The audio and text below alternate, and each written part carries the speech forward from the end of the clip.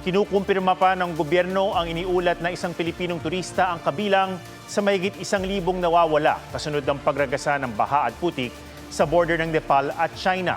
Ang trahedyang yan na tinawag ng eksperto na debris flow, nangyari na rin daw dito sa Pilipinas at hindi malayong maulit. May report si Maki Pulido. Nagtakbuhan ng mga residente sa bahaging ito ng Tibet sa border ng China at Nepal. Ilang sandali lang, rumagasa ang mala-tidal wave na baha. Wasak ang gusali na na-wash out kasama ng mga nakaparadang sasakyan at mismo mga residente. Nakapangingilabot din ang tagpong ito. Nabura sa isang iglap ang isang gusali pati ang mga taong gustong makalikas.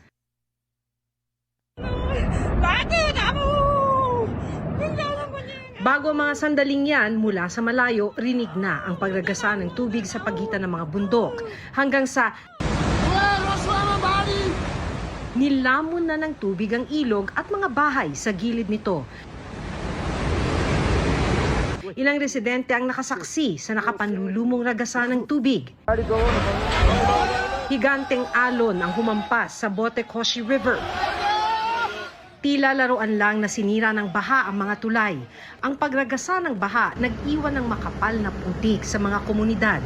Ayon sa local media, tinatayang mahigit 300 ng kinitil ng pagragasa ng bato at putik. Mahigit 1,000 naman ang nawawala.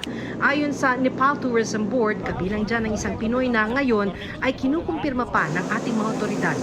Babae ho ba yan? Reported o lalaki? Wala pong indication if it's a male or a female po.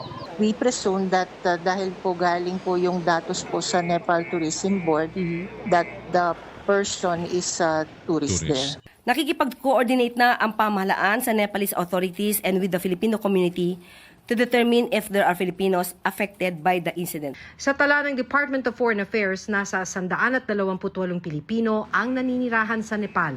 Karamihan sa kanila, mga babaeng kasal sa Nepali nationals.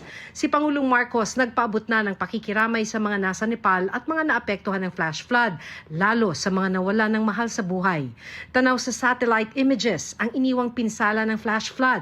Ang mga otoridad doon nagbabala sa mga residente at rescuers na lumayo muna sa mga ilog.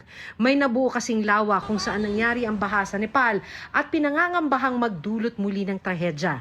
Sa ngayon, wala pang ibang detalye kaugnay niyan. Pero ano ba ang mitsa ng flash flood sa Nepal? Ayon sa mga ulat, isang bahagi ng glacier sa Himalayas ang gumuho. Inakala pa itong lindol pero sabi ng US Geological Survey, nagkaroon ng seismic energy o paggalaw ng lupang dulot ng mga gumuhong bato at yelo ng glacier. Sinundan yan ng debris flow. Parang baha na pero may laman ng mga bato, graba, buhangin. Na pagka umagos ay parang wet concrete. Debris flow ang tawag dyan. Boulders na tangay-tangay nung baha na more than 50% ang bato. Mas marami pa sa tubig.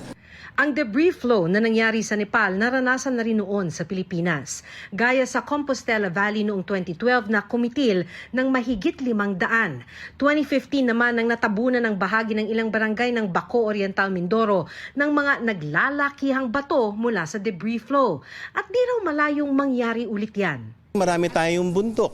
Pag nagkaroon ng landslide because of a storm doon sa mountains, meron tayong source material. And when they get remobilized, they turn into what we call as debris flows. And they exit at the mouth of the drainage network. There are more than 1,000 places that we've identified, and we need to put them out of harm's way. And if we cannot get them to leave that place, at least we need to get them prepared. Maki Pulido, GMA News.